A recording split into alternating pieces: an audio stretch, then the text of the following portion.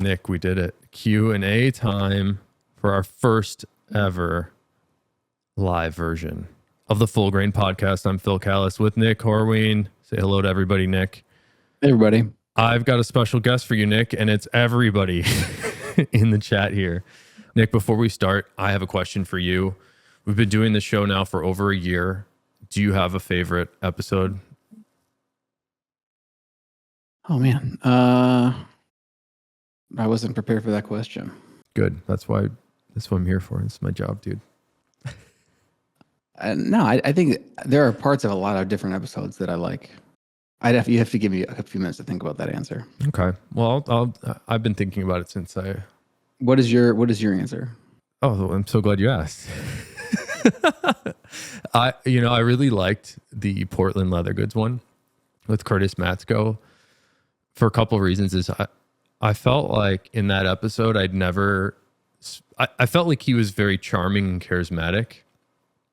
And the other thing that I liked about that one was it felt like a full, complete process for me, because I would just read about boots and leather and stuff, and I came across them from their advertising, which they spend a ton of money advertising. So I guess not super surprising, but just cold reaching out to Portland Leather and then having them actually get back, and the dude did it.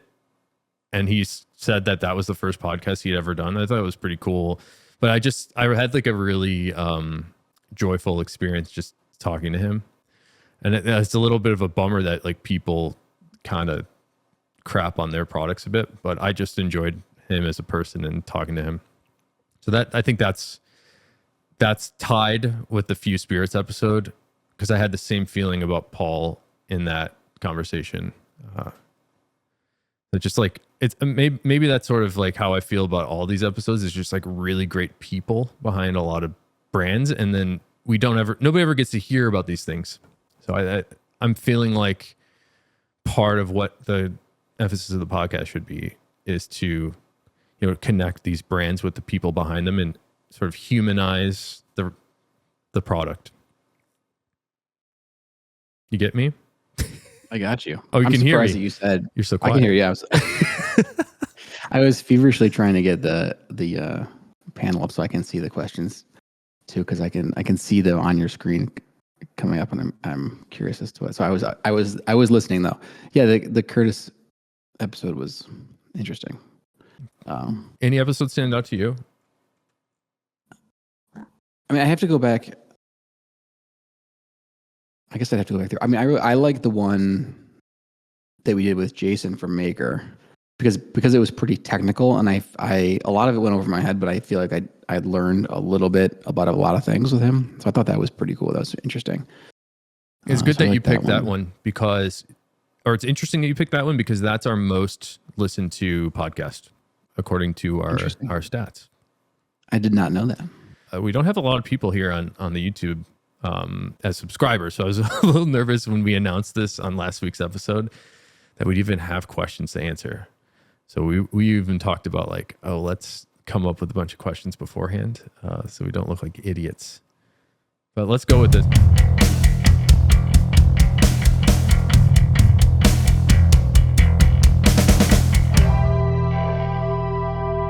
So I'm going to start with Alec B. And given that I'm seeing a good amount of thoughtful questions here, we'll try to be a slightly abbreviated on these, Nick, if you're good with that. Let's start off. I want to ask you this, Nick, from Alec B. Arabica Lux.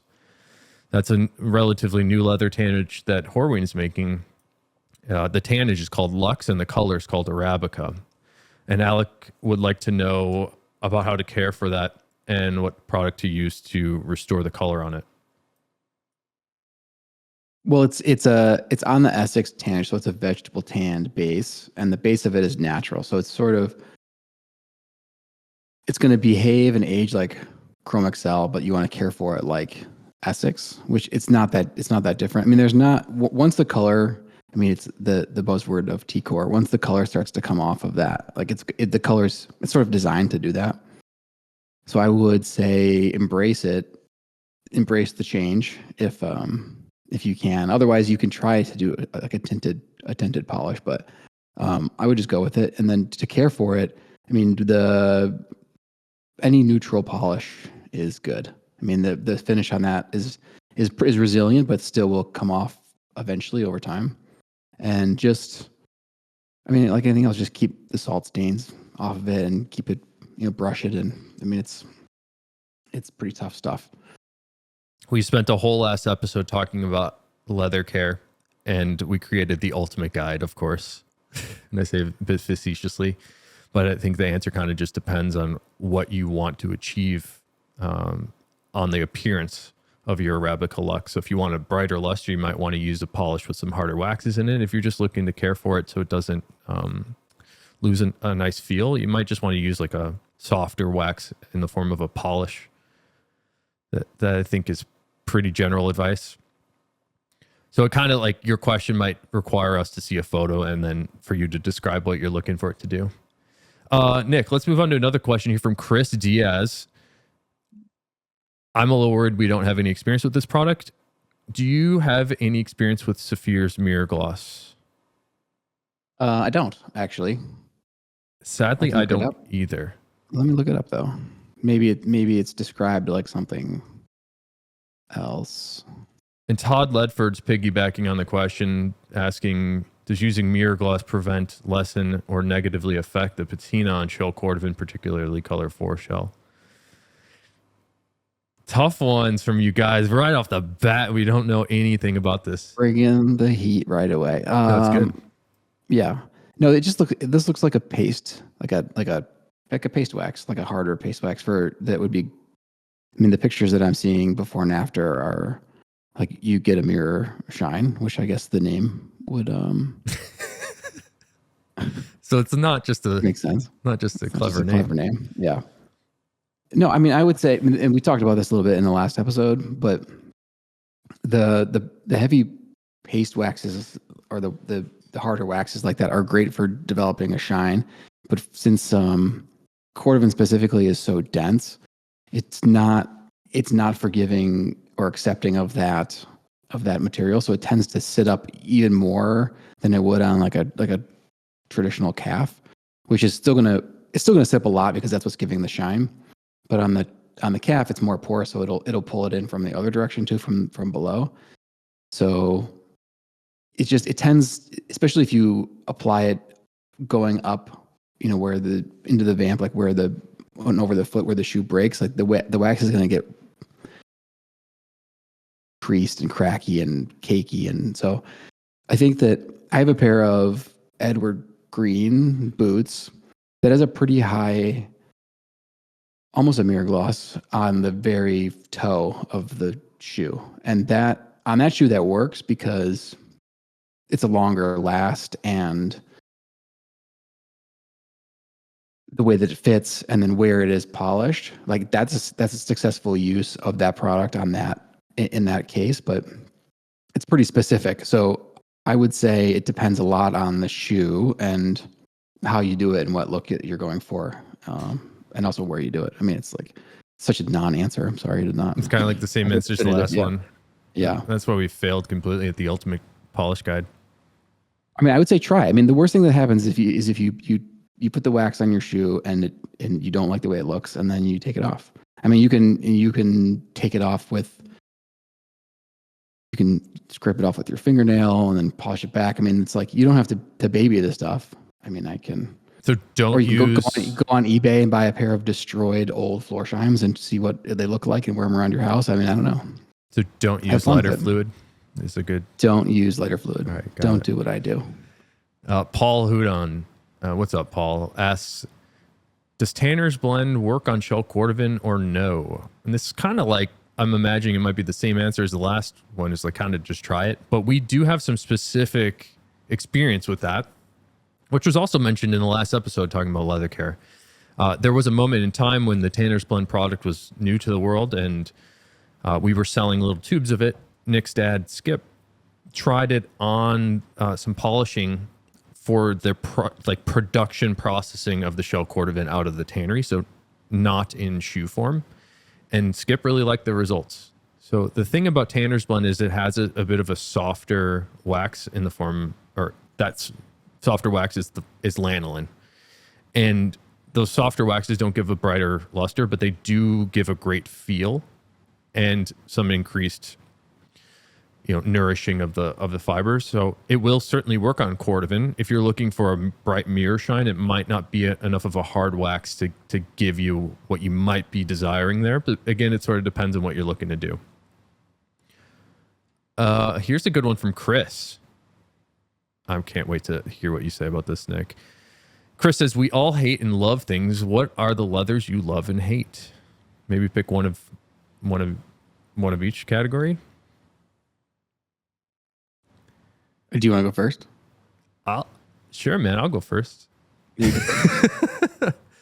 know what I really love right now? And the answer to this question depends on my mood of the day, but more generally, like what's been released recently from Horween. So my short answer is I really like the naturally shrunken bison product that you're doing called Yellowstone. And in specific, I love the blue color. I remember when we were asking for that product, I wanted it to look like a different product that you made, Nick, called Glazed Whaler, which was a naturally shrunken bison shoulder that was a chrome tanned. It wasn't veg, and it had a harder wax, a wax layer on the surface. So just like a beautiful sort of brighter, shiny mirror glazed thing with that same depth of color. I just thought the Glazed Whaler was beautiful, and I actually was asking your tanner to make more of it for me, and he's like, yeah, they don't make the components that we require to make that anymore. So for that reason, I've always loved that blue color and that shrunken bison look.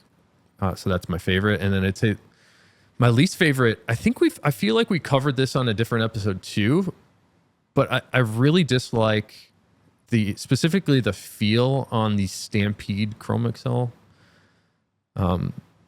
So you don't have to try to convince me that I'm wrong, Nick, because I know I am, because a lot of people love that. Just for me, there's something about it sort of reminds me of a chalkboard feel, like a hand feel on that product, but specifically on the horse fronts when you run the Stampede, just like so dry feeling to me. It bums me out. So I dislike that one. Give me your love and hate list. Or is it a short list or a long list? I mean, we're kind of weirdos because if we don't like something, we don't usually keep making it, which is not always the best business model, but at least it makes our sales life easier because we're selling things that we think are great and worth selling, worth making. So a lot of the products that I have liked, and I may have even said this in the past before, have come in as sort of seasonal items and then have been around for 8 months and then they're gone. And I mean, there's a reason that happens. And in that moment, it's like, it's from a bigger customer that is buying other stuff from us. And then there's a seasonal component to their business and they want us to do something either on a custom basis or on a smaller scale basis that we're able to do because we make to order and we're smaller compared to their other suppliers. So there's a lot of those over the years that have come in and gone out that I have not loved in like pastel colors. And there's a lot of stuff that has come and gone that has a lot of finish on it, which is fine. But are you purposely dodging the question? No, I'm not. I'm trying to think of some of the names. I mean, there are names that people might not know because they're not even, we don't make them anymore. But I'm curious now. What name one of them? I'll probably know it. Like Tempest. Ooh, I know what Tempest is. Yeah, which is like a leather that we like intentionally messed up in the buffing machine to make it look all like scratched and stuff. And then there was a brush off leather called Renager that we did that was particularly disgusting. Particularly, I have a fun one. Do you remember Crunch? This is probably before your time. I like Crunch. Crunch is good. Crunch. That's a cowboy boot. That's a cowboy boot thing. I really like Crunch. You guys should bring that back, but you need the trash compactor. So I'll give like a quick insider on that. Is they had like a baler where you would put your cardboard and it would compact all the cardboard boxes or whatever, and you put the line around it and bale your recyclables. And they ran a product wet and they would dump it into that baler and let it sit, sort of like you would do a tie-dyed shirt or something, and it would just be all messed up, and let the dye drip in there in random ways. That one never took off when I was when I was working there, but I think you could there's room for it now. Yeah, you're almost there. What we would do is you put it in there and you compact it. And when you compact it, you're breaking up like certain spots more than others because you're crunching it and creasing it so much. Crunch being the name. And then during the dyeing process, you get like wildly different dye take ups in different areas. Oh, I had it backwards. I had it backwards. Yeah. You just skipped a step of taking it out of the compactor. You skipped it. We actually had to do more work than you were saying. Are you going to bring back crunch now that I've called it out? I don't think so. I mean, we did it on horse, at least the last iterations that I saw, we did it on horse fronts for like cowboy boot shafts. So it wasn't like the whole shoe was that, but because it was softer and I don't know, it was successful, I thought, in the end product, but pretty hard to envision on the table, I would say. So I understand your hesitancy to maybe put that into the Ashland line. Did you have a favorite leather?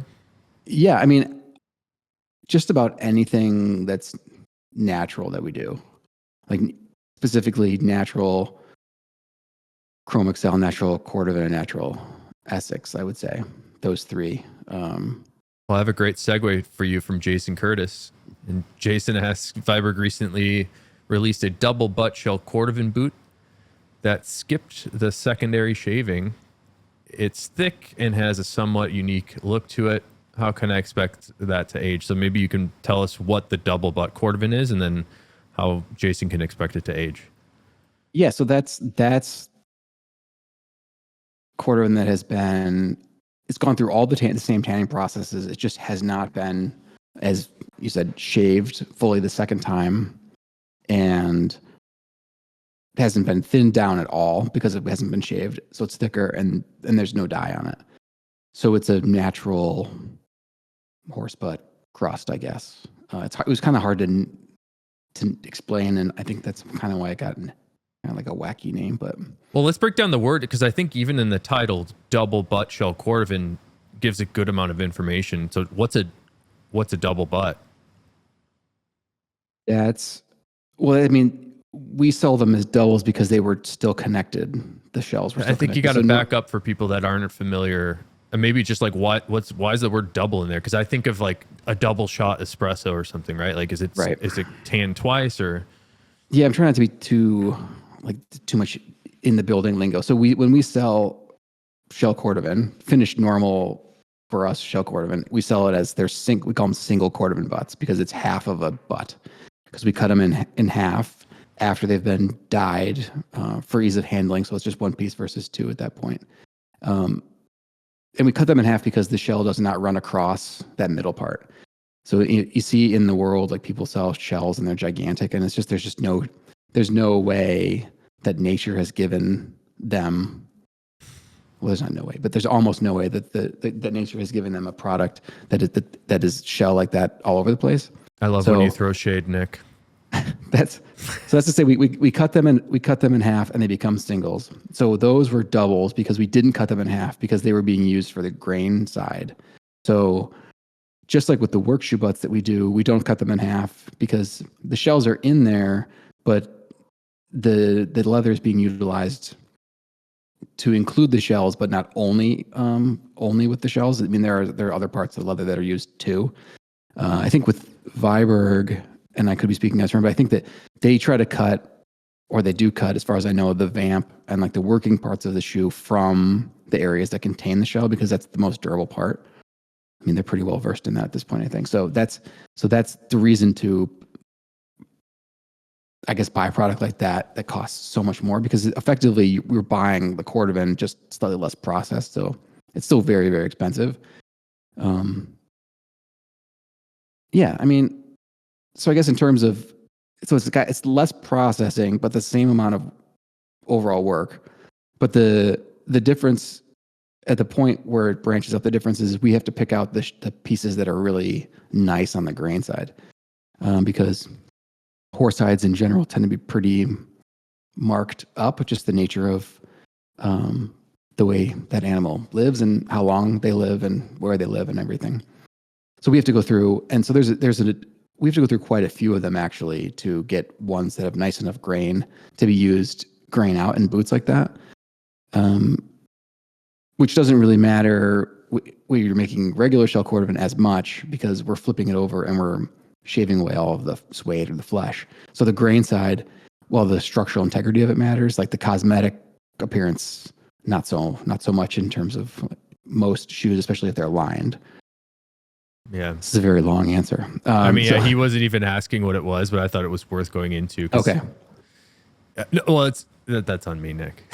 But also, it's super confusing, right? Because yeah, it is. Like cordovan is such a unique beast because there's technically no grain. They're shaving down underneath the flesh side of the animal to get to that dense shell, and then on the back side of the leather is the grain. So, it's like all upside down and unique.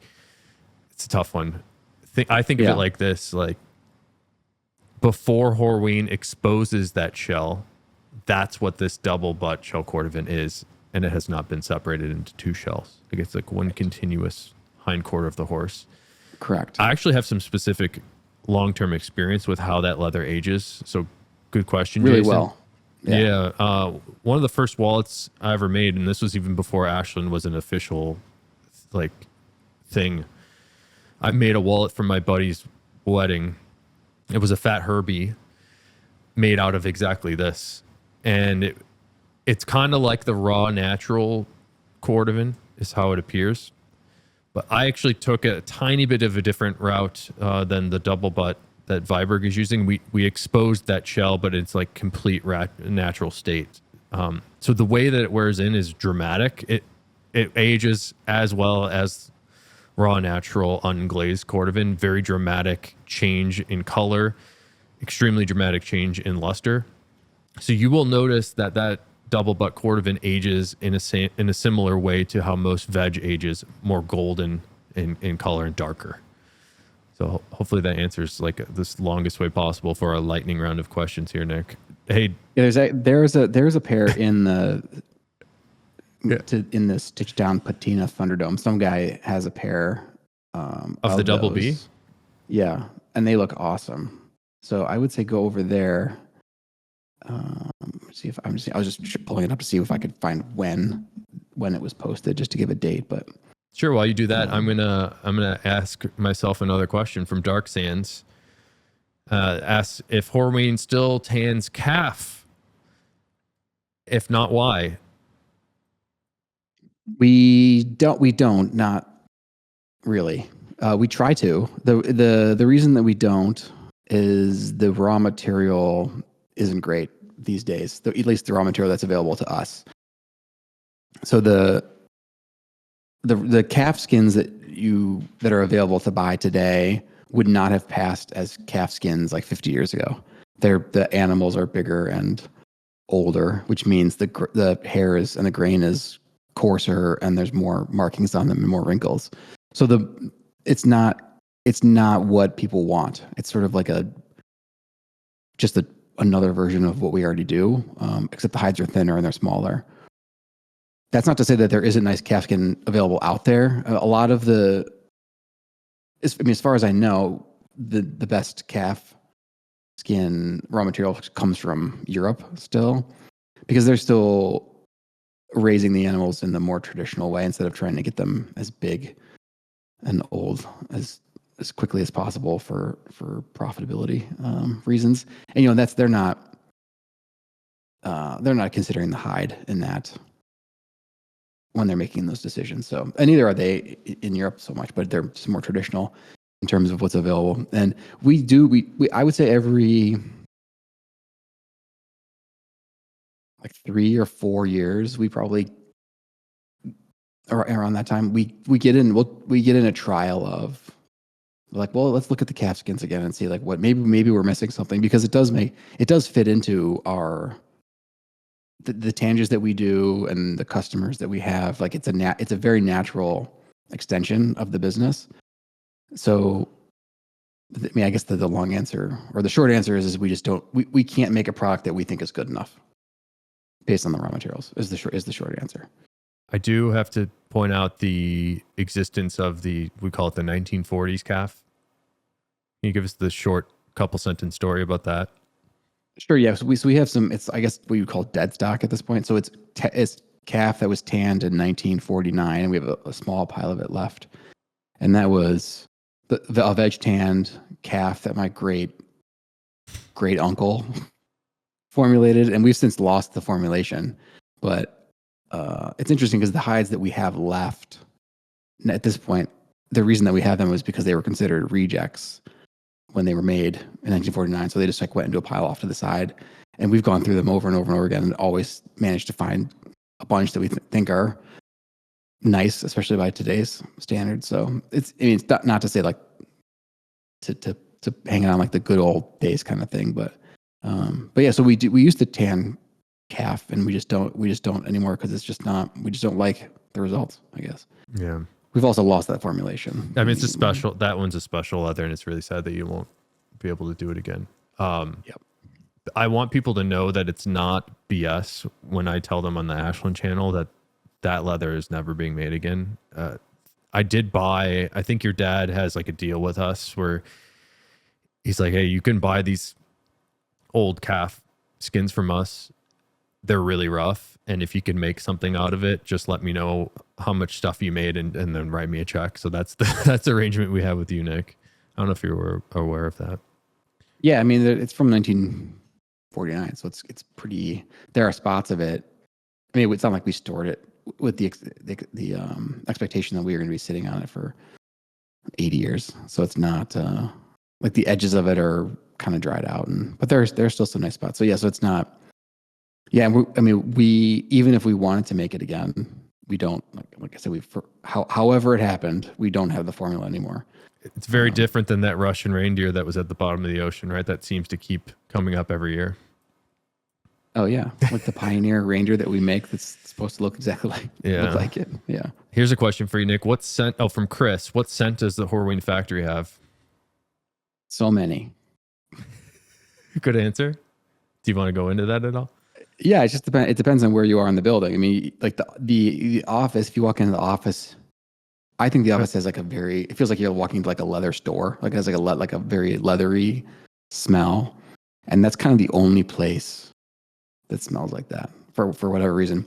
Because you get where the hides come in. I mean, that can be a little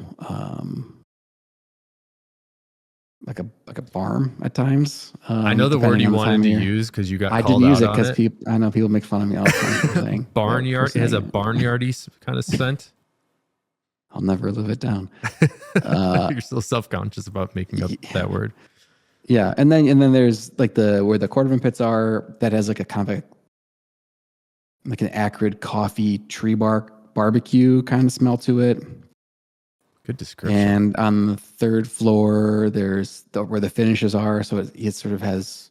I mean, it's like a water-based paint, and different.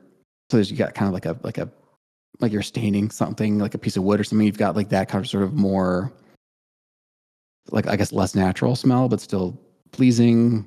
And then in the stuffing departments, there's all the waxes and the greases. So there's lanolin and tallow. So you get like a very sweet smell there. So you walk around, and I don't smell it as much anymore because I've been going there for 38 years. But yeah, it's different. I mean, I guess you'd have to come and walk around and tell me what you think. Come on down. Nick, Dark Sands says, obviously Horween shell is the best. Thank you. But of all the other tanneries, who would you say is second?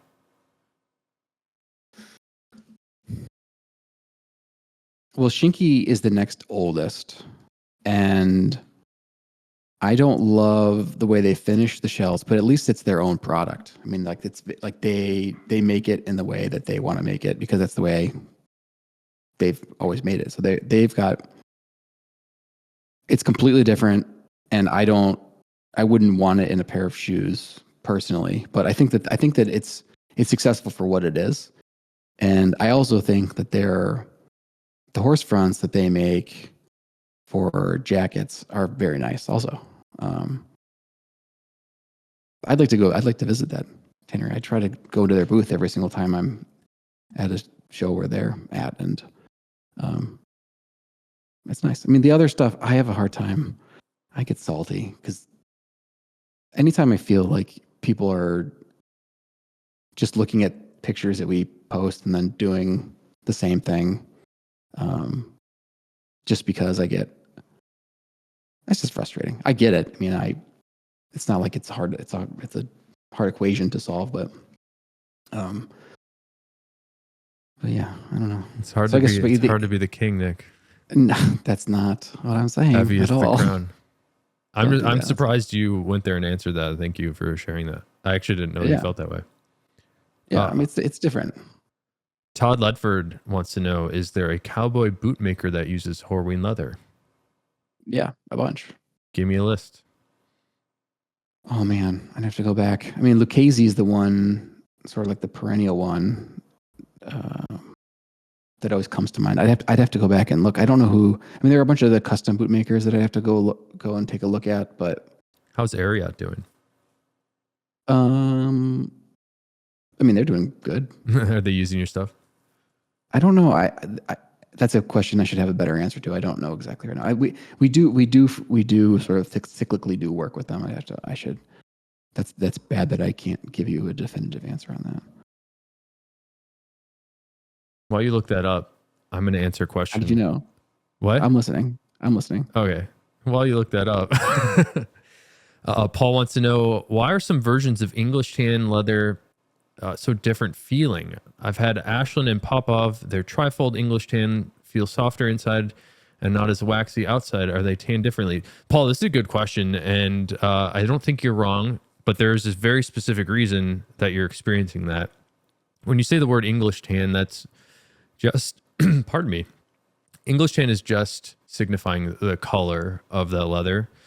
And Horween makes several different English tan leather tannages. The one that Popov used to use and they no longer use was a version of Dublin, which is a version of Essex.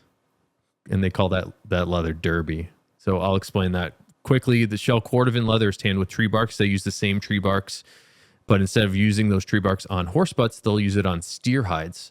And that product is called Essex. So Essex is a veg tan leather tanned with the tree barks in the same way as shell Cordovan is tanned. And then they just send it off like that. Maybe add a little bit of color, but there's no other finish on top of that. The second iteration of Essex is a product called Dublin, where you do all the same stuff, but instead at the end, you put a hard wax on the surface and then you sort of iron it smooth. Dublin is the product that I choose to buy from Nick, and that happens to be our best selling leather in colors, the English tan Dublin. Popov used to purchase a version of the Dublin called Derby, which is the same exact thing except tumbled. So it's slightly confusing. And the reason that you're feeling that it's more rough is because of that tumbling action. So when any leather becomes tumbled, you often see two things. It can be a change in the texture. Sometimes it can get a little bit more pebbly. So think of the shrunken bison, like those types of pebbles, but finer.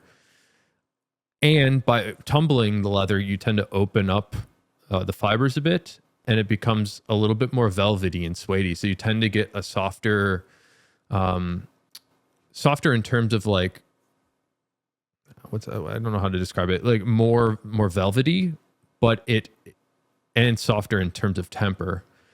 So that's why you're feeling different things there, Paul. That's a really good question too. So the tannage difference and sort of the finishing differences will affect the feel quite dramatically. But I don't think Popov's using Horween stuff anymore right now. So you might have something that's at least a year or so old.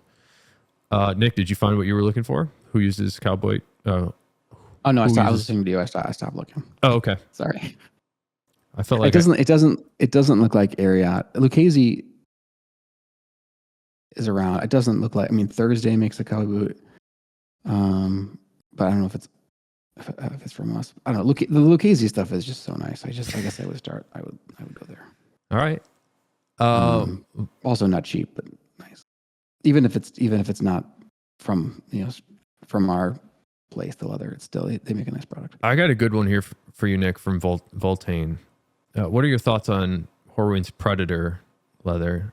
I know you talked about care given its nature of the hard, chalky wax finish and a ton of pull-up. I'm sort of curious how you both like it. I'm sort of neutral on Predator. I feel like it's sort of the same reason that I didn't love the Stampede horse front Chromexcel, because it has that sort of chalkboard feel. I do like the appearance. I think there's not enough sort of matte finish in the world. I really like a matte finish, and I like a bursty sort of wax sort of pull up. And I'm trying to not say pull up there. When the Predator's finished with that hard wax, so when it's flexed, you sort of burst the wax off the top, which is different than how a lot of people are familiar with Chromexcel's pull up, which sort of comes from the oils inside the skin as opposed to the wax on the top. So I kind of don't love the feel, but I like the look, and I like the products that people are making out of it. How do you feel about Predator, Nick? Yeah, I like it when it's broken in and it starts to age. I think it's awesome. I think that on the shelf, that sometimes it can lack a little bit of life. So it just, if you know what it can look like, I think and you're willing to put a little time in, I think that it's well worth the effort, because it's super tough, super durable stuff. So it doesn't need a lot of, or any babying. I mean, just like a regular, like basic conditioning and brushing every once in a while. But yeah, I like it. Yeah, I mean, we don't make a ton of that anymore, and I'm not. I mean, maybe it's just the matte component of it, or the nature of the pull up on that leather. But I don't know. We'll see. Maybe people will start ordering that again. Paul asks, he's not sure if this is an answerable question, but is there a type of leather that you find weird to work with, whether it be texture or color or whatnot? We all have strange stuff in our lives.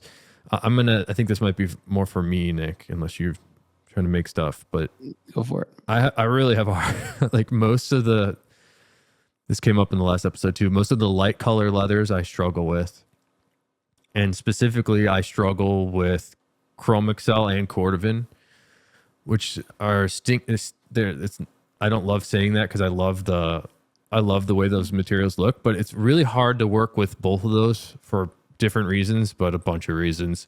The Chromexcel, especially in the natural colors, are really hard for me to keep the scuffs off of throughout the process, throughout the construction process, and even in storage. Sometimes it can accumulate little scuffs. So it's hard for me to make like a pristine, clear product and ship it that way on the Chromexcel. So we've sort of shied away from that on a lot of stuff we do. It's tough to keep it scratch free and clean.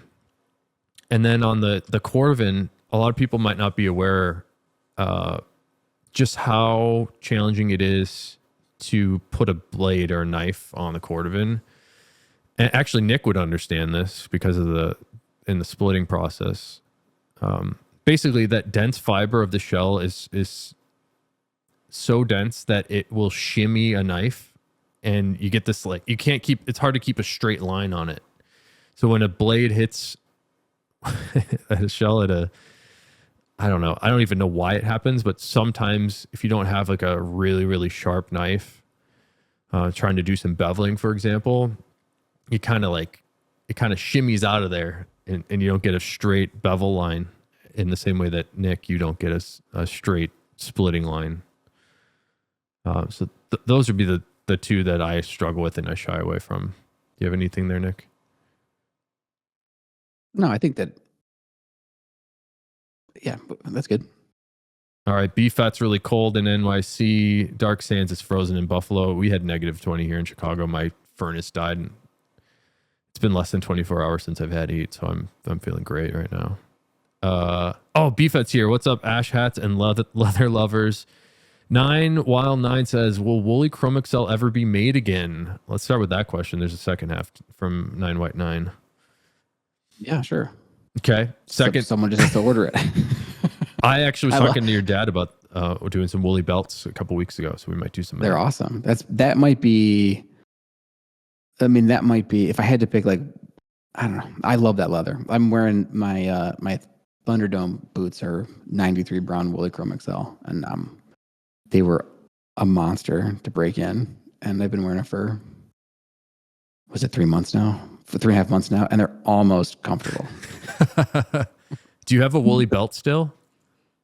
Yeah, I have a bunch of them. You know what other leathers that reminds me of woolly slightly is the Illini Latigo.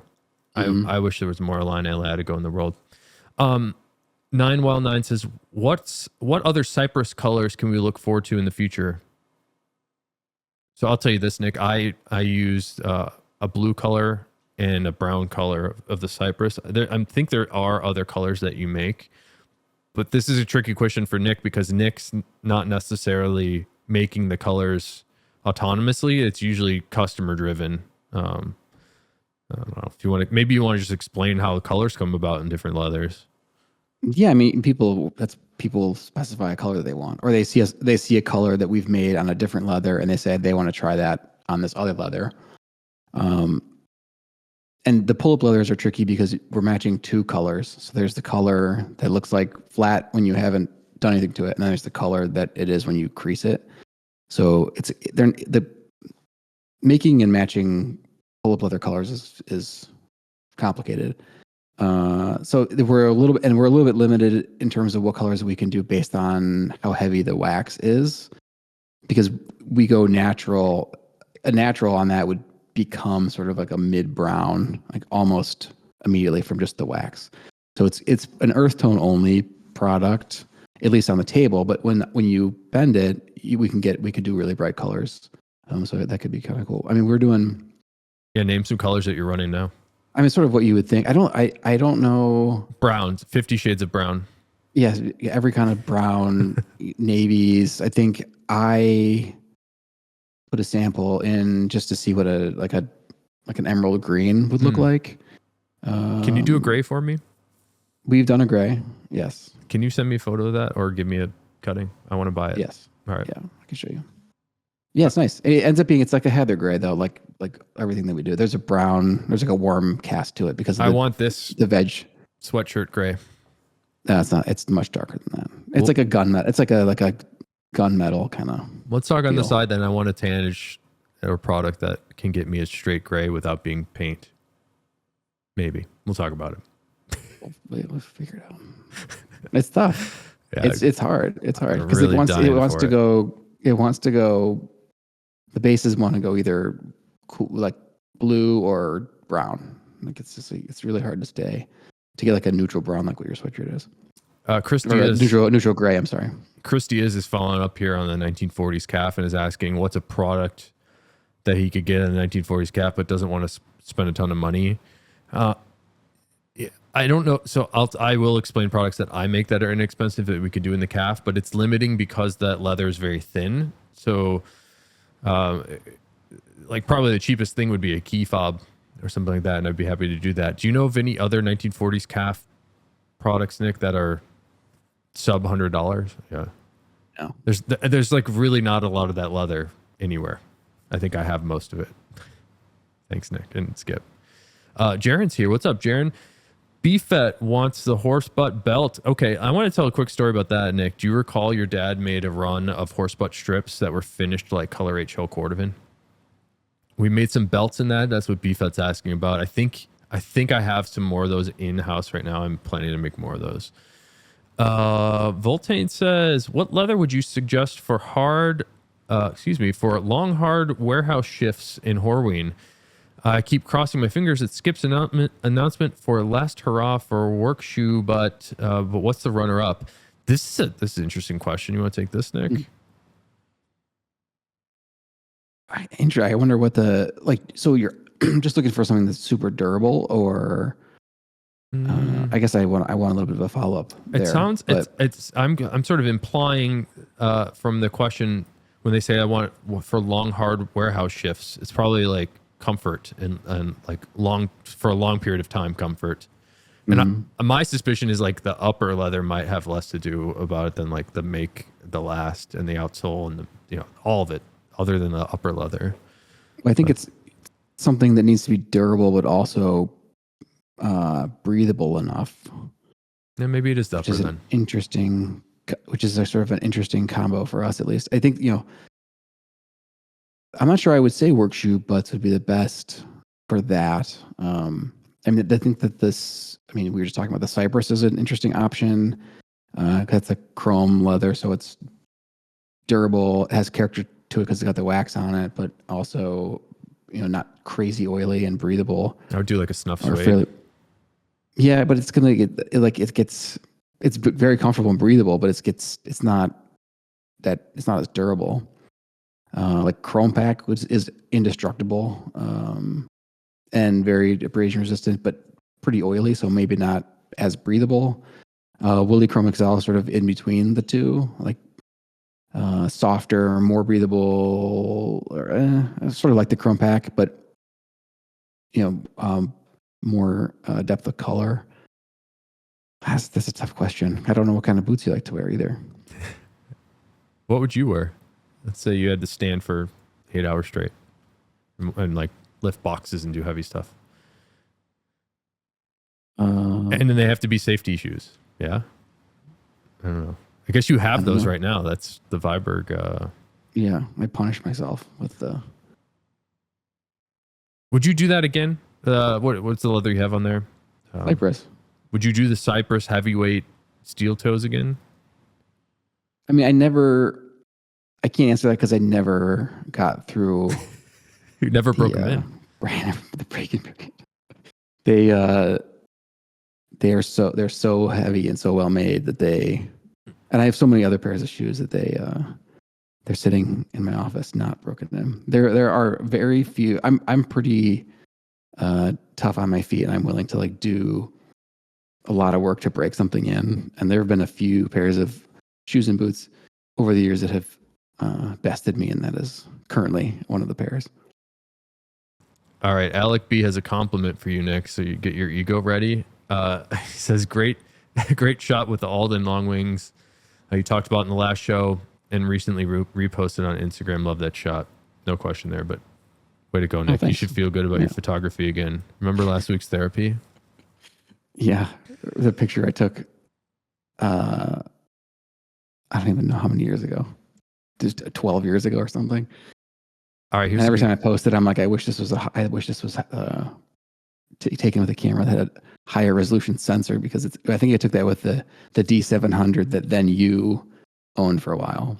Yeah. Which I'm not sure if you still own it or not. I sold it. Yeah. I was just sitting there. I got a good question for you from Shiryasa. What's the minimum threshold of tanning that needs to be done to consider a leather product as veg tanned or chrome tanned? I like this one. Yeah. So I guess it depends on a lot of things. Mostly, we do everything by weight. And we have drums in the retanning process that we want to fully utilize for a bunch of reasons, but mostly it's to try to keep the cost, like the per foot cost, reasonable. You can run like any quantity of anything if you're willing to charge crazy prices for it. But generally, we want to be running like in a normal like footwear weight leather, like 1,000 feet of something, and that'd be like 5.5 ounce or 2 to 2.2 millimeters. So at that point we can be. It's large enough that we can be consistent and commercial about it. Can I interrupt you, Nick? Also, yeah. I don't know if I asked maybe I didn't read it correctly, but it sounds like they want to know like what makes a leather veg or what makes a leather chrome. Like what minimum were you getting there? Or, no, I was not. I was not doing that at all. Okay, that's why I wanted to interrupt you. Please do interrupt me. All right, put me on the right track. So I'm just going to read it again. Okay. The minimum threshold of tanning that needs to be done to consider the leather to be veg or for the leather to be considered chrome. So Mm, So I think what they're asking is like material that you're putting into the skin. What makes a leather veg and what makes a leather chrome? I see. Yeah. So I mean, a leather. That's a decision. That's the first decision that you make. Like once you get the hide, it's like, is it going to be a veg or is it going to be a chrome?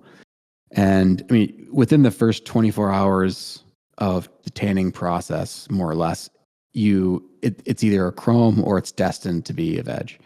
So the initial preservation process on the chrome side happens immediately, and then it can't be anything other than a chrome something, chrome with the chrome retainage, chrome with the veg retainage, fat liquored, whatever you want to do, whatever you want to make. On the veg side of things, the process is much longer. So it'd be interesting. I'm not, I guess at a point where you consider it on par with the chrome after the first 24 hours. I mean, it's weeks. It's gonna take a couple of weeks before you get it to like the same point. It's again, it's hard to be specific because their processes are so different. I'm I wondering. didn't do a very good job. Yeah, you're fired, man. Let's get a new co-host.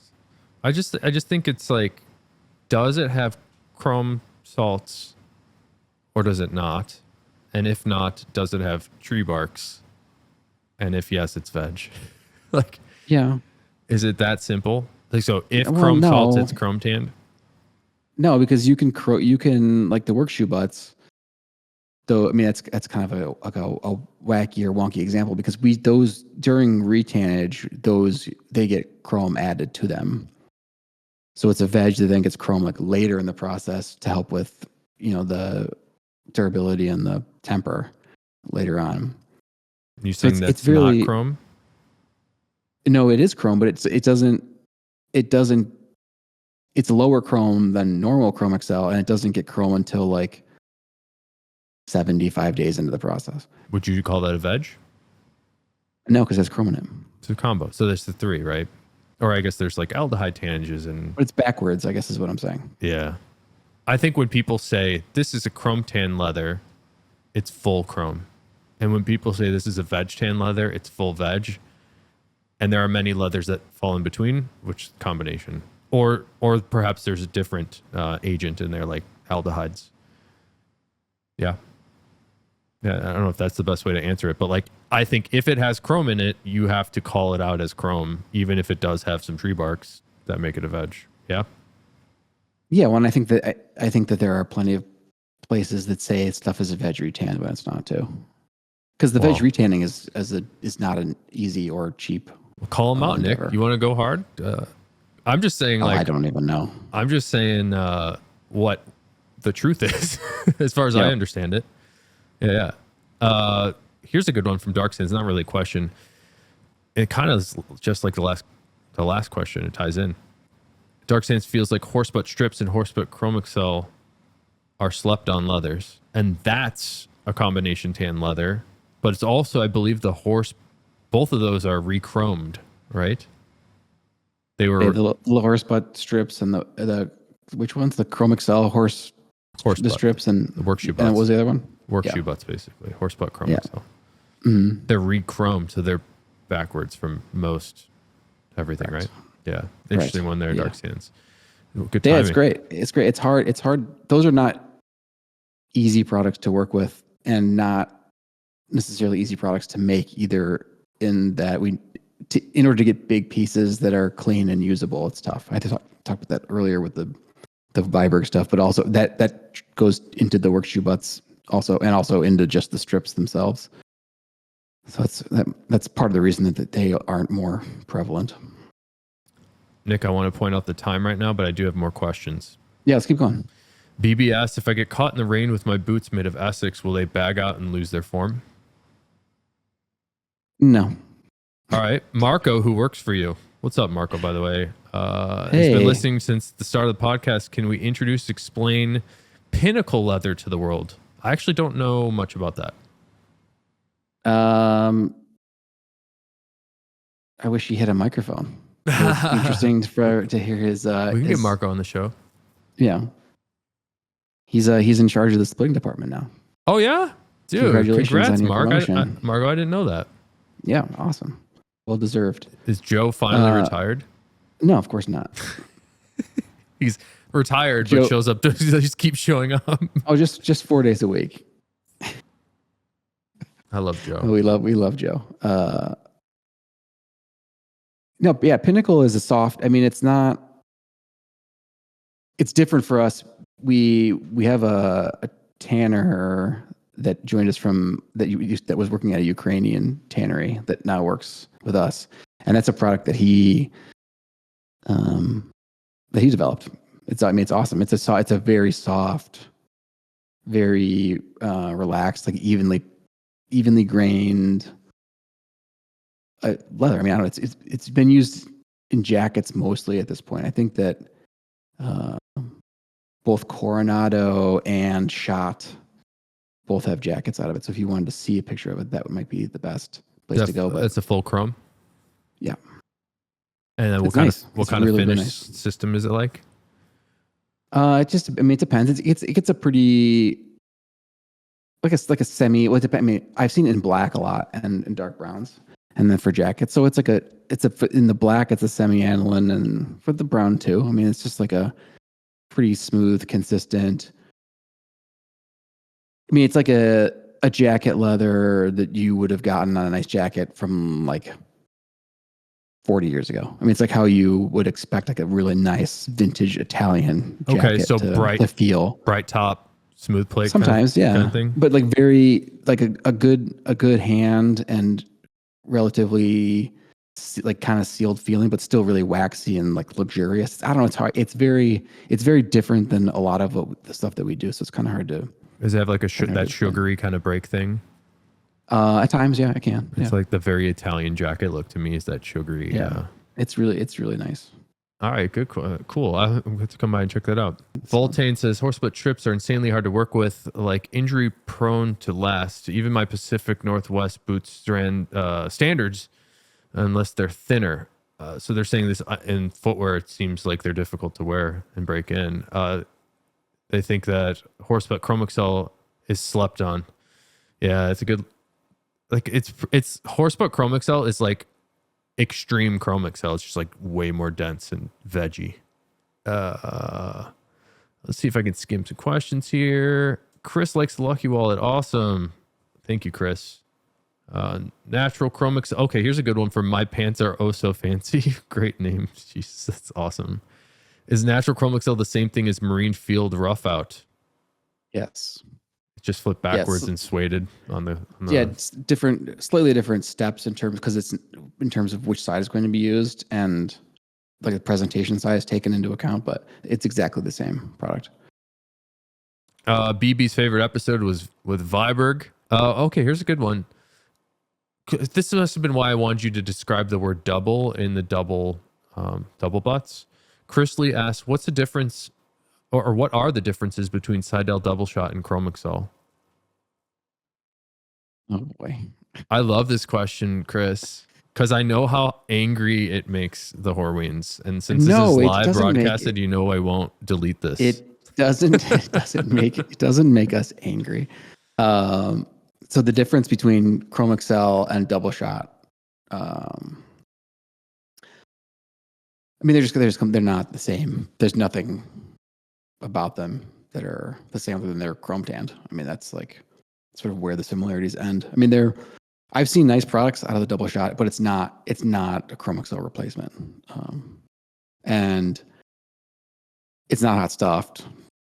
So I mean, that's a big difference. I don't know. I'm not sure what the retange is, if it's full veg or what they're doing, but the pull up from that leather, as far as I know, is coming from a surface wax application. So on the shelf, the product might look similar to Chromexcel, but I mean, even wearing it for a day, it's going to start to look different. And I think that it's interesting.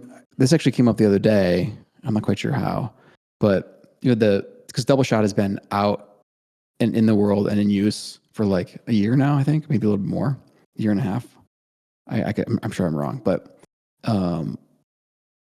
there's enough information out there for people to sort of to now take a look at a comparison between the two to see how things are going to look and hold up over time, which I think is sort of like the best measure. I mean, people should go look and decide for themselves. I mean, it's less. I'm speaking a little alternative. It's less expensive and it takes less time to make, and has less stuff in it, and it's a newer product, and it's sold as a replacement. So you can make up your own decision, I guess, on which one you think is. I don't have any personal experience with double shot, but it's my understanding that it's being sold as a Chromexcel substitute. So for people that weren't in the know, you might imagine how Nick would feel about that. Well, no, I don't know. Like you can't make enough Chromexcel, right? Or is that the case? I mean, that certainly was the case. I mean, they're in business for themselves. I mean, I have no ill will for people trying to like make a living. I mean, it's not. I mean, we're both American tanneries. I want us both to be busy and happy and friendly. I mean, it's not. I want there to be enough business for everybody. I love it. Just be honest. I'm gonna move it along because mainly because Beefette's making me laugh. Somebody says I look like the lighting here is like I'm a mastermind of a crime drama. I don't think I was. I keep looking. Yeah, you're very moody in your. I have Nick's looking at me through a different camera, but no, I know, but I have YouTube up. Oh, cool! It's on an impossible delay, so I'm like it's super distracting. But yeah, you look like you're ready to start an emo band. Super beautiful. That's the other thing, dude. Is when it gets cold, I have to wear like winter hats, beanies, and stuff. So like I'm a disaster right now. I just want to say thank you guys for everybody on YouTube here for answering or asking all these questions. We should do this again, Nick. I love doing live streams. People that I'm familiar with in the chat here that catch me on the Ashland live streams. It's my favorite thing I do. I just so fun to be a dork about leather. Yeah. I just went into the chat on to look at some of the things. Someone said juicy. Like I hope I didn't say something controversial. I'm not trying to be. Yeah, no. I think there was some comparison. People were asking great questions, man. Like, yeah, no, they were. It's good. What's up with what's the Cordovan all about? Like, who makes another Cordovan that you think is second best? Like, that's a pretty pointed question. Yeah, no, it's good. I mean, it's like, hey, Mr. Coca-Cola, who makes the best other Coca-Cola? And you're like, well, I'm the Coca-Cola guy. Like, you should buy Coca-Cola, right? Yeah, that's true. I mean, he might say Pepsi is if they didn't make it anymore. Yeah, it's a lot, but there's some really good stuff here, and we missed so much crap. I'm so sorry, guys. Yeah, no, I thanks everybody for coming. I wish I could stay for like another hour, right? Because these questions, we will. I think that we will do it again. We'll do it again for sure. Yeah. But we can do another. We can do another like just a question and answer episode because there are some good questions in here that I think. Oh, we'll just do a whole episode from these questions. Yeah, I mean, there's a lot of good stuff here. Hopefully, I saved the chat. Then we'll see if I did that. Uncle Beard was saying that we're not being fair in our time allocation to certain questions. Yeah, that's probably true. I just want to say, everybody that's asked a question here, there is an email address that you can send your questions to that we've been having. We've been accepting and answering questions for the last year and a half. So if you want to send a question, this chat, we will go through the chat and answer all these eventually, but you can also email us directly to fullgrainpodcast@gmail.com, and I'll answer you there too. But I like to do them in like these published broadcast things because odds are most people are wanting to know that same information. So it's just like helping more people organically. It's kind of fun. Somebody was asking about your beanie last week, Nick. Are you selling beanies? Those are. I saw that someone giving me a hard time for the patch not being leather. Yeah. If you need a guy to make you a leather patch, I can help you. I thought about doing that, and I wanted the hats to be they're just like embroidered by Carhartt, but they're I do have them on the site. I actually didn't for know you were sale if you selling want them. I was Yeah, gonna there's five colors, but I was trying to troll you. I want them to be washable and really durable. And leather, sometimes you have to be a little bit more careful in terms of like how you dry it, especially when it's stitched to like an acrylic like that. So I thought about it. It would have been better if it was leather. I agree. All right, man. And chat, thank you guys for participating, being our guests on the first ever live stream for Full Grain Podcast. I don't have a music button here. Let's see if this little soundboard has something else fun. How about this? I don't know if you can hear that, Nick. I can't hear it. It's like a theme song. You like it? I can't hear it. No? I'll have to take your word. Hopefully everybody else can hear it. Thank you guys for being here. Hope you have a really good night. And Nick, thanks for hanging out. I'll see you guys later. Really appreciate it. Take care.